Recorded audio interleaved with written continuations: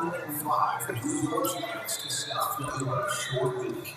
Last weekend's count to the Lakers fell at 2-point conversion short. Triple D enough to do.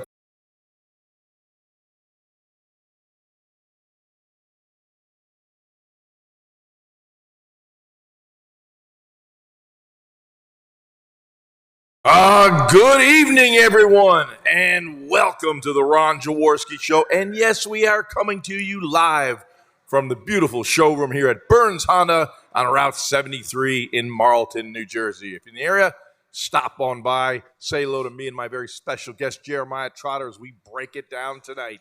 And tonight's show is brought to you by Bradford White Water Heaters. Thanks to Carl Pinto and all the fine people at Bradford White Water Heaters, built to be the very best. And, of course, special thanks to my friends at Miller Lite, Kramer Beverage, Mark Kramer, Brandon Dalton, for your continued support of this show. We always have fun, and we are going to have some fun tonight because this guy can play the position, or did play the position, as well as anyone in the National Football League, 12 years in the NFL, a member of the Philadelphia Eagles Hall of Fame. Please welcome Jeremiah Trotter, the X-Man, to the show tonight. What's up, Charles? How you doing, man? Well, first of all, how did you play on Monday at the golf tournament? I heard you played pretty good. I hit some good shots, hit some bad ones. I never play as well as I can in those tournaments because normally I'm the last one to hit. Yep. And we've got a good one in the fairway, and I'm just swinging for the hills. And you know what happens when you overswing in golf. And when you hit them good, they do go a long way, my friend. All right, this show's going to be special tonight because we're going to focus for the most part on some defense. You know, those prima donna quarterbacks, we like to focus on the QB and the guys that score the points. But, when you came in, the first thing I said to you is we're going to focus on defense. And this defense has played the second most defensive snaps in the National Football League. They've been on the field an awful long time. Right. So somehow we'll get back to the offense a little later about ball control and keep let your defense rest, get some first downs. But right. How difficult is it when you're playing 70 snaps a game? Does it wear you down? Oh, no doubt, man. It wears you down. You got to try to get as much rest as you can. The game is 4 quarters, and you can't spend all your energy in the first and second quarter, and then try to go out there and play the game that you want to play in the fourth quarter, having all those snaps. All right, the New York Giants, they finally got their first win against Washington when the Washington football team went for 2 after scoring a late touchdown, and the Giants get their first win. Their team's struggling, obviously. I call that the Trevor Lawrence play. Trevor Lawrence play. Yeah. Didn't work? It didn't work. Playing for Trevor. Trying to get Trevor, baby. Wait. That's interesting you said that because the Eagles right now are in the hunt for Trevor Lawrence. I hate to say that, but it would be interesting if this team continues to slide, which I don't think they will. Right. But man, you could have. What if you got the number 1 pick? The Eagles, they couldn't go that far south, could they? Could they, Jeremiah? Listen. No, okay. They're on a slippery slope right now. Hey, I know.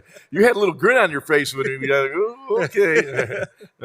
But when you look at this Giant team, and everyone knew they were in a rebuilding season. They got a new head coach coming in, a lot of young players. They lose Saquon Barkley, Daniel Jones playing very well. If you're a linebacker of the Eagles preparing for this game, when you look at no Saquon Barkley, an inexperienced offensive line, what are you thinking? You're thinking, man, you got to take advantage of this opportunity. You're not going to get a lot of games like this. Well, you get them in the NFC because right now the NFC is really bad, man. Yes, it is. So, but you got to take advantage. The defensive line got to take advantage of their offensive line. And when you have opportunities to make plays, you got to make plays. You got to get off the field on third down. But your offense got to help you too. They can't just go out there and turn the ball over, 3 and out. You got to sustain some drives. Some games you got to play the field position battle. And right now I don't think we're winning that. With Saquon Barkley out, what difference does that make for a linebacker? I mean, he is one of the preeminent backs when he's healthy in the National Football League. Right. And all of a sudden, he's out of the lineup. They're signing guys like Devontae Freeman who no one would pick up. What does that do to your mind, your mental approach to the game? Well, you still got to go into it with the same mindset because if running backs get to this level, they're still pretty good. They're not Saquon, but those guys still got a lot of talent. And any given Sunday, a team can come out and start clicking. Hopefully that doesn't happen. Hopefully we can take advantage of, the inexperience you talked about with the offensive line, them bringing in backs late. I'm sure a lot of those backs haven't even learned the system fully. Correct. So they're limited on the play calls. So hopefully we can take advantage, especially up front. Yeah, and you look at this Giants offensive line, they've allowed 93 pressures on Daniel Jones. That is by far the most in the National Football League. So, all right, Trot, You're out there. You're playing linebacker, and you see, they got a converted guard playing center. They're mixing and matching it, the guard position, the tackle position. Are you on the sideline going, hey, turn me loose a little bit here, Coach. Turn me loose, man. I see these are young guys. I can whoop them. We got to run some of those cross dogs and double A's off the edge. Jim Johnson, Jim Johnson's bringing the house, man. So you got to go after these guys. Paul Gunther is a good friend of mine. He is the defensive coordinator for the Las Vegas Raiders, right? And so he spends time down the Jersey Shore when he's back here in June and some of July, and he's got a golf ball. And on his ball says double A's. Double A's.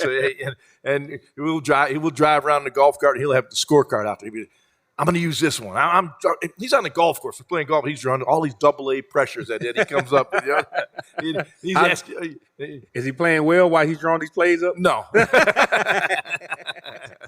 hey, when you mention those pressures, that's the good guys do. They manufacture, those kinds of pressures, on the quarterback. And I mean, your career, for a middle linebacker, you're kind of a sack master. You had 12 and a half career sacks. I mean, when you're on that roll, you say, Coach, turn me loose? Well, in our defense, it really was never meant for me to come free. I was kind of like the guinea pig, so I was really running stunts to get somebody else free. But, every now and then they leave you free and you get a free sack, and a little bonus. Yeah, but you like those green dogs, right? The minute the back you're responsible for decide to stay in and block or by scheme, you're gone, man. You got that rocket on your back ready to go. We call it pressure rush. You're pressure rushing your man. Take it to the quarterback. That's Jim Johnson. One thing Jim Johnson said, man, he said, You want to quarterbacks hate pressure right in their face. And that's why he used to bring a lot of pressure up the middle, get instant pressure in their face. And, he was one of the best at it. That is the absolute right statement to make about any quarterback. And I don't care who it is. And, I get an opportunity to talk about, quarterbacks in general and how do you impact quarterbacks. And the number one thing is I could ask Tom Brady or Peyton Manning or any of those guys to say, guys in my face. Yep. Guys in my face. Even if they don't get to me, you sense them, you feel them, you see them, and they distract the quarterback from his vision downfield. So I'll bet you like those double A's coming up the middle. Yeah, man, especially on the goal line. I know they're not passing on the goal line, but we used to run a lot of double A's in the goal line. I always try to jump over the line and make a play. But, when you get those double A's, I mean, you get pressure off the side. Those quarterbacks, they like to be comfortable, step up in the pocket. But when you get them to moving around in the pocket, especially guys that are not used to running with the football like Brady, you gotta move. You gotta get those guys moving around, get their eyes to come down off the receivers. And Jim Johnson did a great job of it for years, man. So hopefully this week, we can get some pressure on those guys. Try to take advantage of like you said earlier, the offensive line, and cause some turnovers. We got the defense. The defense got to get some turnover. I mean, got to put the offense in good position too. Now, you just can't think you playing defense. You got to have an offensive mind from the defense standpoint and get some turnovers. Put the offense in scoring position. I remember we was talking before the show. Andy Reid's first year, we had one of the best top 3 defense in the league, and I think we averaged like 3 or 4 turnovers a game. We led the league in turnovers that year, and we would put the offense in good scoring positions. They didn't always take advantage of it. We had the worst offense in the league too now that year. You could say that now. You couldn't say it then, right? No. I didn't have to say it. Everybody knew it. I mean, they led the league in giveaways. We led the league in takeaways. Yeah. Those sudden changes are what offenses love to handle. Right. And I can go back to my playing days and, obviously your great career. And the minute there's a sudden change, it ignites everybody. Right. The whole sideline gets up. Hey, Trot just caused the fumble. You grab your helmet, you run out there. You're all pumped up. The sideline's pumped up. And you're not going to call a dive play. No. Coaches now know Trot just made the big play. We got the turnover. You're going to get a gimmick. You're going to get a gadget. And you got to strike while the iron's still hot. That's what happens in football. So I totally agree with you. This defense has to start flipping the field a few times with some turnovers. Yeah, they want to ride that momentum. And while the offense is excited about the defense causing turnover, the defense is on the field saying, yo, sudden change, we can't give up a touchdown. We got to hold them to 3 or get off the field. Yep. So, it goes both ways, man. But it'd be exciting to see those guys get some turnovers, run interception back, put them in the red zone and make it a little easier for those guys. You're listening to the Ron Jaworski Show with my very special guest, Eagles Hall of Famer Jeremiah Trotter. And Trotter, always great to have you, my friend. You mentioned in passing real quick a moment ago, Jim Johnson. Right. And what a designer of defense. I mean, I always use the term, he would rent space in a quarterback's mind. What you saw was not necessarily what you're going to get when the ball was snapped. What made him so special to play for? Man, just his complex mind. He had a very complex mind. He understood just this zone pressures, man pressures, scan protections, and he understood what he had to. He was always going to send one more guy than you could pick up. Yep. And his blitzes, you had to be very precise. Everybody had to do their job. One of our most important parts of practice every day was the blitz period. He did not play around in blitz period. I mean, you made a mistake, it would get you out of there. Everybody had to do their job. The corners had the flat foot read, which for people that don't know what flat foot read is, line up at 7 yards and don't move because the ball got to come out quick and just break. Only thing they can throw is a slant.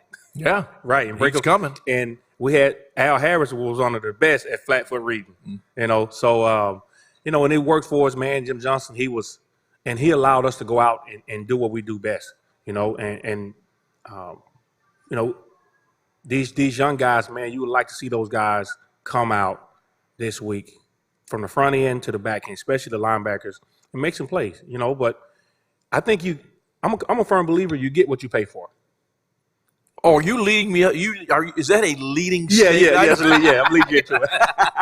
I know we're going to get there eventually. We're going to get that little grin. Yeah, and I know where you're going with this because, conventional wisdom has told us through the years, with Howie Roseman and this leadership team right now, right? And it just isn't good or bad. This is just their philosophy. They devalue the linebacker position. Right. It's not. When are the Eagles going to take a top-notch linebacker rather than someone else's discards and try to plug and play them when that position is becoming so important in the game? And not as a downhill player like you were, no. And bust people's face mask and break their ribs. That was the way you like to play the game. Right. You got to cover now. You got to run. You got to run with tight ends down the hole. You might get caught running with Chase Claypool down the hole, which isn't good. but right. You're asked to do a lot more from that position. But in your opinion, why do you feel the Eagles have devalued the linebacker position? Jaws, I wish I could tell you, man. I have no idea. I think the highest guy they took was Chris Gokon, but he was a defensive end in college. Yeah. So he really wasn't a true linebacker. Mm-hmm. Now, if you play a 3-4 and you got a guy that stands up and he stood up for the most part in college, that's different. But I think Chris Gokon played with his hand on the ground. I think Marcus Smith, they had him listed as a linebacker, but he was a defensive end also. I would like to see him get a true stand-up linebacker, like you look at Baltimore. If you look at the really great defenses and the guys that have been good for years and years, they value the linebacker position. Pittsburgh, another one. Baltimore. Yeah. Those guys, they'll take a linebacker in the top 10, top 15 in a heartbeat. Mm. And you look at Patrick Queen down there, he might win Defensive Rookie of the Year. Yep. So Tampa Bay drafted I forget the linebacker down there now. Devin White. Yep. He's down there balling. He could get defensive MVP this year. Yeah. So from the linebacker position. From the linebacker position. Yeah. And you talk about Queen. He's a first-round pick. Comes out of LSU. Right. I don't think he's a really good pass defender, but man, when he cuts it loose and plays downhill, right, he can make plays. Right. He can make plays. But when guys are young, it takes time. You don't assimilate into especially in pass coverage. What you see from NFL offenses now, I mean, every play it's a whole new group of people coming in, personnel packages, and from your perspective, how hard was it when you see these backs you have to cover out of the backfield? I mean, when you see Jim call a man-to-man coverage scheme, and you got some scooter coming out of the backfield, what are you thinking? Man, listen, especially like a guy like Marshall Faulk. First of all, if you got me covering Marshall Faulk, out of the backfield, you should be coaching anyway, right?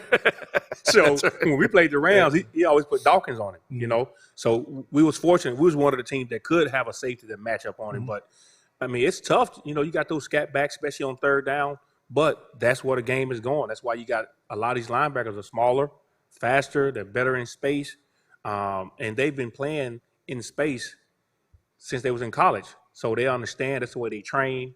And, you know, I would love to see the Eagles take a linebacker in the first round. I would love to see it. You know, I heard this kid, Jeremiah Trotter Jr. is going to be coming out real soon. Are you lobbying? Well, they need one before he come out.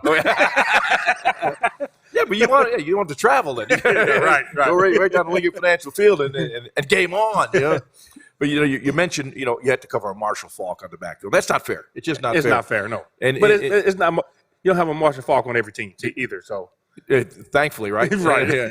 But, you know, Bill Belichick in the book that I wrote, 7 Games That Changed the Game, one of the guys I spent a lot of time with was Bill Belichick, and we spoke about what he did in Marshall Faulk. I call it the bullseye game, the Super Bowl game where they beat the Rams after the Rams beat the Tennessee Titans the earlier Super Bowl, and the next year they come back after Dick Vermeil retired, and Bill Belichick called it the bullseye game, man, because everywhere Marshall Faulk went, he hit him.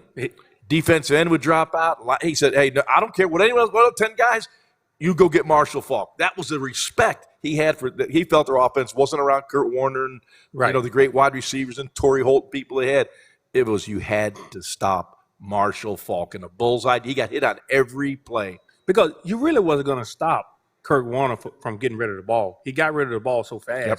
And so the best you could do is, like you said, slow him down. And I remember watching the game and just seeing every time he tried to run a flare route, those defensive ends would abandon pass rushing the quarterback and just try to hit him as hard as he could.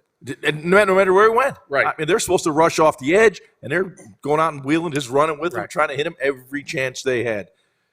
Man, good to have the defensive guys here. Good to have the snot knocker type of players. Man, I love that, man. You got to get sick of talking about offense every week. No, I don't.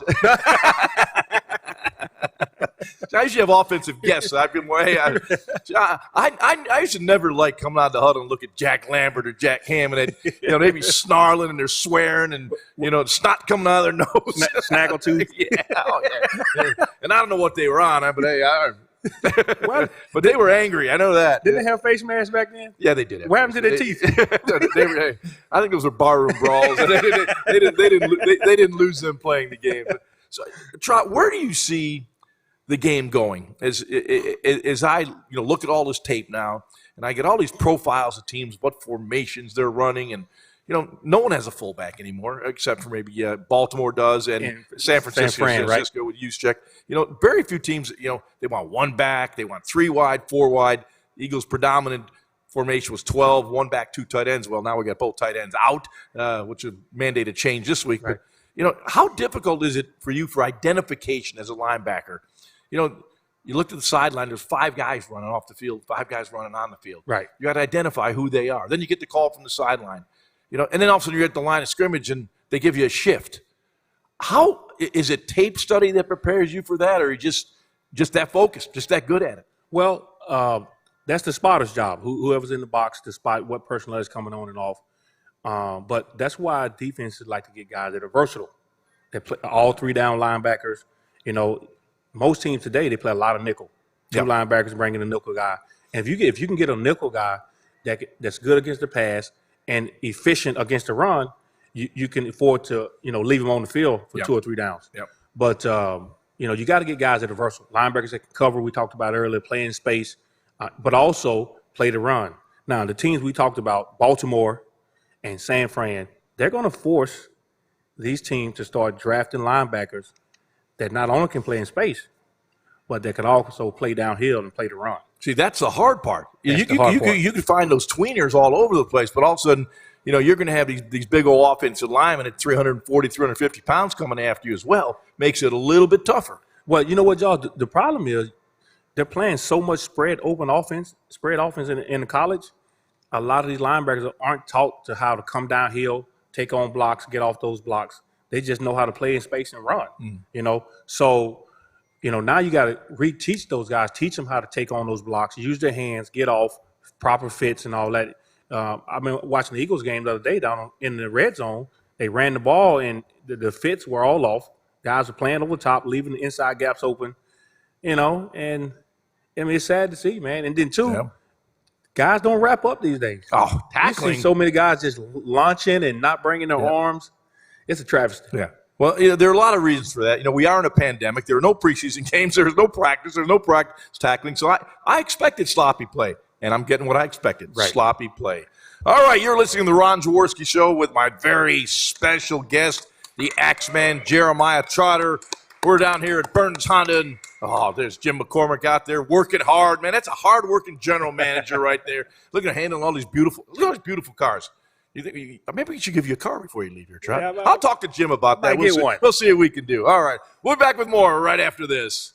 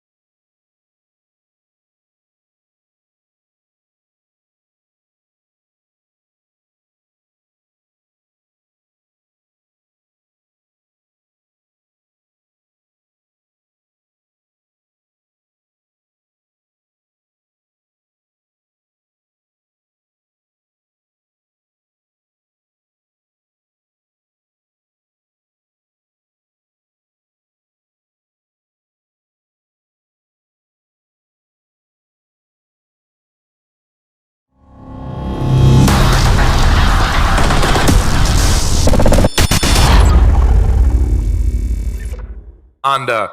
We are having a great time here in the showroom, and thank them for hosting the show tonight.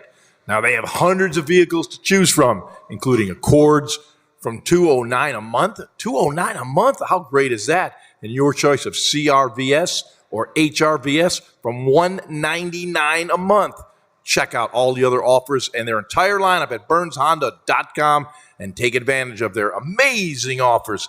Stop in today right here on Route 73 in Marlton, New Jersey for extremely low lease pricing and limited time financing options. My buddy Jim McCormick, who's working the room right now, and his team are ready to help you find your next vehicle. Visit Burns and discover an unmatched car buying experience for yourself.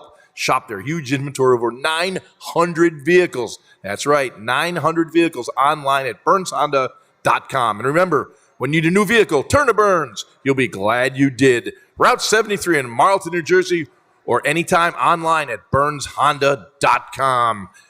And I am joined by the X-Man, Jeremiah Trotter, Eagles Hall of Famer, football player extraordinaire. Trot, great to have you with us once again. Appreciate it. Big game tomorrow night, Thursday night, short week, beat-up football team. New York Giants are beat up. The Philadelphia Eagles are beat up. This is a battle of survival, man. It's like you ever been to a track meet when the race is over and the last two people battling each other out to get across for last place? Last place. No.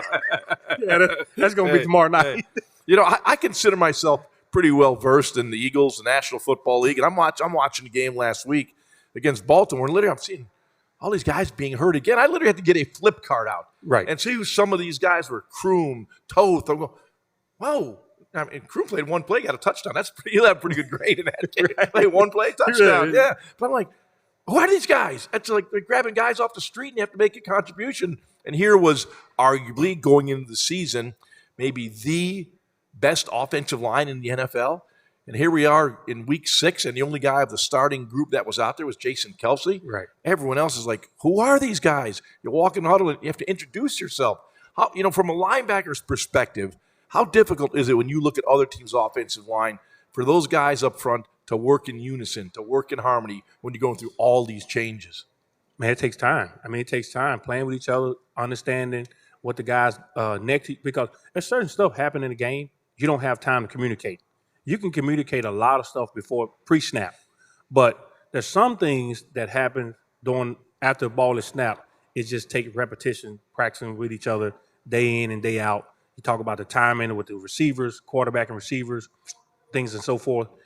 And when you got an offensive line that's as battered as we are, those communication issues, they start to rear their ugly head at some point during the course of the game. So, it's hard to you can't put a finger on what's going on with obviously the injuries. Oh, no question. But, to ask Carson to go out, now granted, he wasn't playing good last year and wasn't playing well early on. But to ask him to go out and do some of the things that we want to see him do is, you're a quarterback. He's been sacked 25 times. I mean, here we are, literally the third of the season, 25 sacks. He got to get rid of the ball sometime too, though. I no question. Hey, no question. Hey, I mean, look, nobody knows your line is battered up more than you. So that clock in your head's got to be a little quicker. It's got to be working. And also that guy in the sideline with the play sheet in his hand, he's got to call those plays to get the ball out quicker. No doubt. Yeah, and it all, it's never, I would say it's never one thing. It's always an accumulation of little things that, cause it to go haywire. And when I watch offensive line, I know when you played, you're always looking for those hints and those indicators and tips of where the ball is going to be run. I see linebackers over there, screen, draw. You guys are calling a damn play after the damn time because you're prepared. Right. How much impacts that when you got all these new linebackers the Eagles are putting out there right now? Although, by the way, I thought Singleton had a really solid game against Baltimore. Good to see a linebacker go out there and play well. Yeah, little downhill, right? Good tackling, good in space, right? Had some quick reads, and you. I think every time we talk about tackling, right? And why in today's NFL, with all these gifted athletes, do guys struggle tackling? I don't think they've been taught. They've been taught from a young age. I think it starts in Pop Warner League football. Then you go to college, and I think it's blasphemy to see guys go out there and constantly just throw their bodies and not bring their arms. Not wrap it up. Not wrapping up. Not wrap it up. You know, my college coach, Dyke Beatty, and I'm going back in years now. We're going back 1970, 1971. And he talked about tackling, you know. And Dyke would go, you know, if someone stole your wallet and you chased them down the street, I'll bet you'd be a good tackler. Right. Yeah. Someone got all your money, all your credit cards. I'm tackling that SOB, man. Right. There, you know. No doubt. So we've got Big Jason down there. I'm going to have Jason down there. He runs out there with my wallet. By the way, Jason called the Temple game on Saturday. Last-minute replacement. Did a heck of a job, man. Way to go, Jason Jones. Hey. You might have just let him have it. I'm just going to call the cops. Well, let's see. When I was in college, I knew there was no money in my wallet. So I was taking the damn wallet. The only thing in there was my draft card, you know. They get your wallet now, Jaws. They can retire. I had to cancel his credit card, so that's a whole damn problem. We're going to take your cell phone, too. We're going to take your cell phone. Oh, that's a problem. So you can't call. That's a problem. We lose the cell phone. All right. Let's try to be real here. Okay. 1-4-1. The team leading the division, the Dallas Cowboys, who are dreadful. Even worse now without their quarterback. Just dreadful. Lead the division at 2-4. Wait. So if the Cowboys are dreadful, what would the Eagles be? What's the word for them? Almost dreadful. Almost dreadful. But I like our chances better. Okay. I like our, and we know, but we'll find out about the Giants. You know what? They got a win under their belt now. They're not a good football team. They're rebuilding. We get that. The Washington football team with Ron Rivera, they're rebuilding. The Eagles came in with a veteran team, veteran coaching staff. You know, hey, they're the team to beat, in my opinion. I didn't think Dallas would have this collapse like they've had. Ezekiel Elliott, one of the premier backs in the league. He can't hold the ball now. He got that money. I think he got to shut it down. Yeah. All right, so now I'm looking saying, okay, we got New York, Dallas, and the New York Giants again, the next 3 games. At 1-4-1, I think when these 3 games are completed, we'll be 4-4-1. Your thoughts? I like it. Good. I like it. Listen, this division is up. Like I said, that's the only thing making this season not so bad is watching the Cowboys.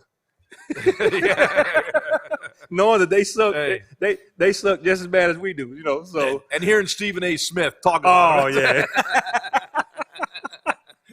I had Stephen on a couple of weeks ago. I may have to get him back next week. Right. You would think he was like we were when we played. We couldn't stand the Cowboys. Oh, we hated him. We respected them. We still hate them. Oh my God! You know, if I would pick up the phone now and call Dick Vermeil, he would get all fired up like we were playing the Cowboys tomorrow and just mention that name because he hated the Cowboys. Right. When he came to Philadelphia, and I was in that era, like you were the Andy Reid and his team. You just hated the Cowboys. But Vermeil, there was something inside of him. They were America's team, and it really kind of ticked him off. What do you mean they're America's team? We're in Philadelphia. We got the Liberty Bell. You know, we got Institution Center. We should be America's team. He used to yell at Steve Sable all the time over the NFL films. How did you coin that term and give it to Dallas? So when when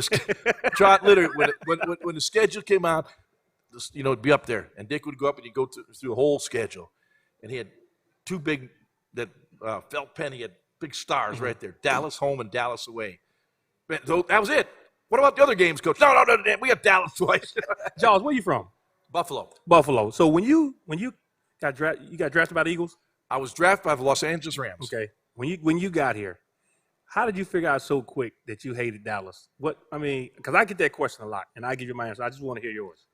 Actually, the year before we lost when I was with the Rams, we lost in the NFC Championship game to the Dallas Cowboys. So that kind of ticked me off right then and there. Okay. Then you come here and you realize that Vermeil had been here a year. He knew that if the Eagles were ever going to be anything, we had to beat the Dallas Cowboys. Right. Because they were the best team. I'll give them all that credit in the world. They were the best team. Tom Landry and Roger Staubach, and they were a really good team. Mm-hmm. And he just got into us. He said, guys, I don't care what we do. It's not going to mean anything unless we beat those guys. They're the best team. So everything we did at practice, if we got the Hall of Fame game, we got an extra game to play. Coach, you get all fired up. We had an extra week of practice to get better than the Dallas Cowboys. Right. Everything was about beating Dallas. And you come to the city, and they hate it. They hate. We were competitors and we hated it. But the fans, They hate Everybody say, try it. You hate Dallas? I said, I hate everybody, but I really hate Dallas. I think every head coach that the Eagles hire, I think the owner sits them down and say, listen, I don't care which game, we got to win, beat the Dallas Cowboys. Because when I came in as a rookie, when we had Dallas on the schedule, that week, everything was different. It was almost like a playoffs atmosphere. Yep. Guys was watching more tape. Guys that normally don't come in early was coming in early. Getting extra sprints. The coaches were on edge all week, and it was just a different feeling. Yeah. You had the veteran guys. It's Dallas week every night. It's Dallas week. Yeah. So you learn pretty quick, like, yo, this game is important. And everybody else hate them. You better learn how to hate them too. Well, you know who didn't learn to hate him? Chip Kelly. And that bothered me. Right. It was like, yeah, we got 16 games. Every game's important. No, you're wrong. You're wrong. You better beat Dallas. It better beat Dallas. So you can't walk down the street, in the offseason. You don't beat Dallas. He just couldn't buy into that. And it bothered me. It did. Because right. If you wear Eagle green, you're an Eagle coach, you're an Eagle fan, you hate Dallas. It's just the way it is. Hey, there's respect. We get it, all that, but you want to win that game. If you could go 2-14, you want those 2 wins to be against Dallas. No doubt. But you don't want to be 2-14. No. All right, so it's the Giants, Thursday night game. How tough were those short weeks for you when you get really – you can't prepare. You have a simplified game plan. You have 1 day of practice. How difficult is a Thursday night game? Man, they're tough. So what you try to do is you try to come out of that Sunday's game as healthy as possible. Hopefully you don't got too many bumps and bruises where roll an ankle or something like that that's going to carry over. So if you come out with the normal bumps and bruises, you can kind of get by. But your body's kind of on a schedule. You play on Sundays. You got Mondays and Tuesdays off, hard day on Wednesday, Thursday, half a day on Friday, and your body's kind of coming back as the course of the week goes along. But all of a sudden, you throw a monkey wrench in there. You play on Sunday. Now you got Monday, Tuesday, Wednesday. So you got a shorter time to prepare, which both teams do. Yep. But your body, most times during that time, guys take a couple of pills to kind of get them through the game. And matter of fact, they used to give aspirin, us, right? Right, yeah, aspirin. Advil. So they used to give us pills during the week because they knew guys' bodies weren't healed up. So it's tough, man. It's tough mentally. I can't imagine, and then this year with all the COVID and everything, you got guys playing on Tuesdays and, Now that's been crazy. that is crazy. 5 o'clock on a Tuesday afternoon or a Monday afternoon. You imagine you played on Sunday or something, you got to play. Come on, man. Well, how about the fact that sometimes you don't even know? Like, a player may test positive, and okay, your facility shut down. The game is Sunday, and we're all creatures of habit. Right. We do the same thing every single day. How we pray, how we eat, how we train. If we wear the same underwear, if we won last week, the same clothes. It just we're creatures of habit. Now you don't know, and that's got to affect you. It's got to affect how you prepare. It's got to affect those guys, and I can imagine what they're going to go through mentally and physically. But you know what, Jaws? Everybody has had to make adjustments, not just the NFL. Yeah. Every sports team, everybody in every walk of life, every business has had to adjust. You can just drive up and down the street and see the guys eating under the tents set up, Yeah. So, hey, you can't cry about it, man. Just be fortunate that you're playing this year. Yeah. Here we are. We're across the street. I see here we are at Burns Honda. I see Olga's Diner. Right. I see Fleming's Steakhouse, and there's out Fleming's Steakhouse. There's a tent outside. Right. In the parking lot. People have tables on asphalt, and they're eating a $50 steak. Right. Hey, listen. You know what? You do what you got to do, right? You're adjusting. You're adjusting, man. You do it every week. And during the game and the game plan, adjusting on the sideline, you just got to adjust to your surroundings. And I think they're doing a pretty good job. The NFL has been pretty lenient. I think they've been as terrific. far as with both teams having a situation, then they try to. So I think they're doing a great job. I do too, and the fact that we're in the World Series right now, that baseball was able to get through it. Right. Hockey, the NBA. There was some normality. It was far from normal, but there was some normality. And in fact, the NFL is going to make it through. I believe there's bumps in the road, but they're going to make it through. We know there's probably flu season coming, the weather getting colder, and other things are happening. But hopefully, we'll have therapeutics and a vaccine very shortly, so we could have some sort of normalcy in our lives. Actually, go to a game and sit in the stands or sit in the press box and feel good about being at a ball game. During the summer, I got a lot of questions about, hey, you think we're going to play this year? You think we're going to play? I said, man, do you know how much money is involved in them guys playing? A lot of money. A lot of money. But you know what? It's your health. Right. It's your health. We know there's a lot of money at stake, but and we know the NFL is going to do their due diligence as far as making it as safe as possible for the guys to play, and which they have. And a lot of guys are happy because there's a lot of guys counting on those checks, man. Everybody's not Aaron Rodgers and Tom Brady making that type of money. They're counting on those checks. Hey, even if your minimum around $500,000, Uncle takes out his 40%. You pay some state taxes like here in New Jersey. You got your agent fees. Yeah. I thought you negotiated your own contract. No, I know. They weren't doing that back when I was playing. We're talking about the Thursday night game, and I love the Thursday night game, and because you know how coaches are. They're all designers. They all design. Right. And I used to love Thursday because artists. They think they're artists. Oh yeah, they got. The game plan's going to win the game, not the players. Right. I'm going to give all the coaches credit. They do a phenomenal job. Yes, they do. But eventually, the players have to make the plays. No doubt. But I used to like the Thursday because they didn't have all that time to look at all that tape and study everything and change the whole game plan. So it was always kind of a downsized, simplified game plan that you would execute on a Thursday night game. I always liked that. Going into the game, you really don't expect nothing new. Mm-hmm. They don't have time to put nothing new in. So you're just trying to execute what you already have in. And here's the one good thing about playing on Thursdays. You got a extra 3 or 4 days after that game to let your body heal up. That's the only good thing.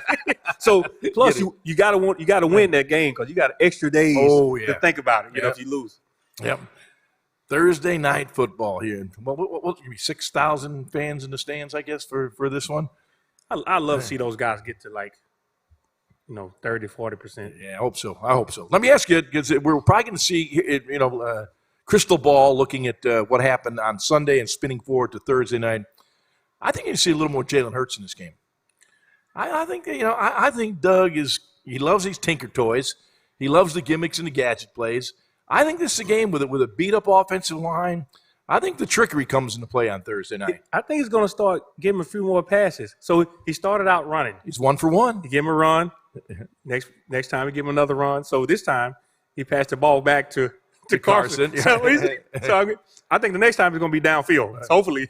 Well, he's got one downfield pass. Had a little skinny seam that off that zone read play. But hey, the kid's a gifted athlete. It does, as a linebacker, what does that do to your thinking when you see another quarterback in there? You still see Carson in there, although he lines up wide as a wide receiver, or he has been. Well, obviously, you got to expect some type of trickery when you see another quarterback in there, because obviously Carson not going to run a route downfield, but he's not supposed to be the defensive back. He blocked pretty good, by the way. Yeah, he did all right. He's a big guy. I thought he did great. He got in the way. It wasn't a pancake. No. So you gotta watch. You gotta be very disciplined in your drops. Especially the throwback plays and the quarterback rolling out or whatever. So obviously I know those guys are prepared for that, but I would like to see him take some snaps out of the gun. And play quarterback. Yeah, play actual quarterback, man. Make a read. Yep. If you're calling the shots, at what point do you make a move? Well, I was a real life example of this quarterback quandary going in and out with Randall Cunningham. Right. Randall would come in when Buddy Ryan, when he came up the system on 3rd and 7 or more, Randall was going to come in and play quarterback. And it was good for Randall because he was getting some experience. But 3rd and 7 and long is like the worst down. You want to indoctrinate a player into playing the quarterback position.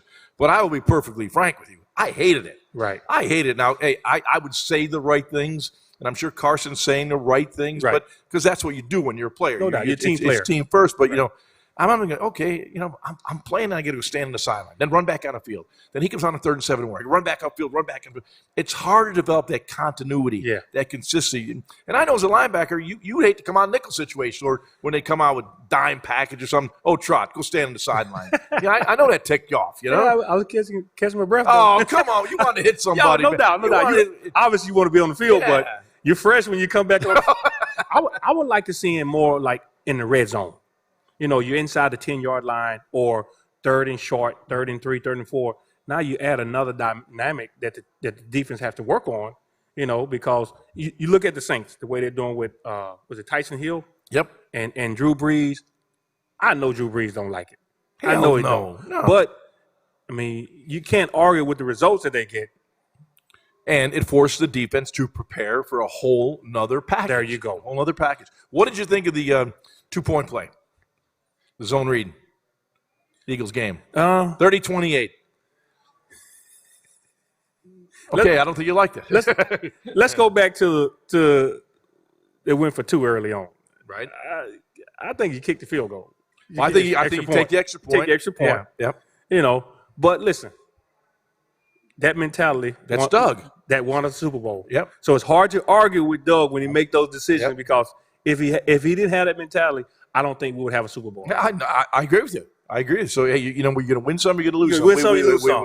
The win was at the right time. We'll take that. But that's Doug. He's a riverboat gambler. He's going to take his shots, and that's what he does. And I actually think, again, I'm not on that line make those calls, but Marlton, I don't know why he blocked down.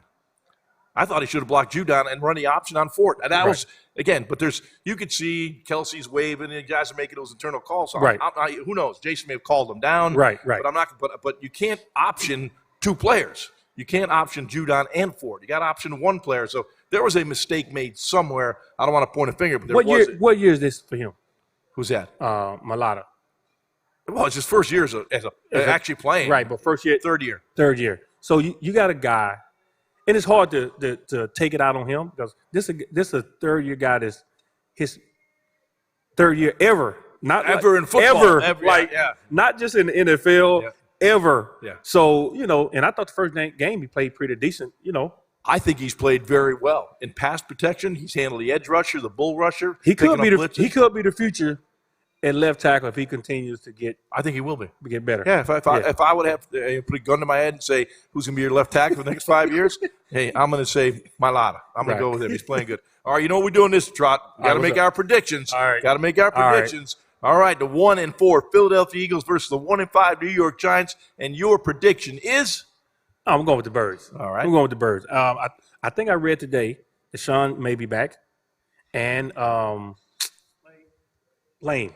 Lane, I like hearing that. Yeah, I like hearing Lane back. So I think that persuaded me to go with the Eagles. You got a score?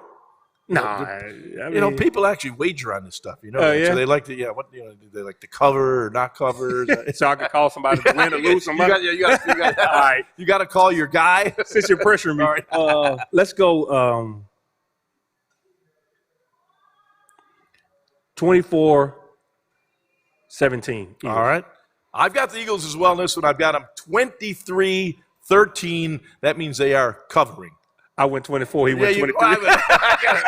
All right. This ain't Price is Right. Yeah. Jeremiah Trotter, the X-Man, Eagles Hall of Famer. Thank you so much for joining me here on the Ron Jaworski Show. Next Wednesday, we'll be coming to you from the Total Turf Experience down there in Pittman, New Jersey. Great guys. I look forward to doing the show from Total Turf Experience. And my guest will be New Orleans Saints all-time offensive lineman, Jari Evans. We're going to talk O-line next week, Trot. That'll be fun. Good night, everyone, and thanks for joining me here on the Ron Jaworski Show.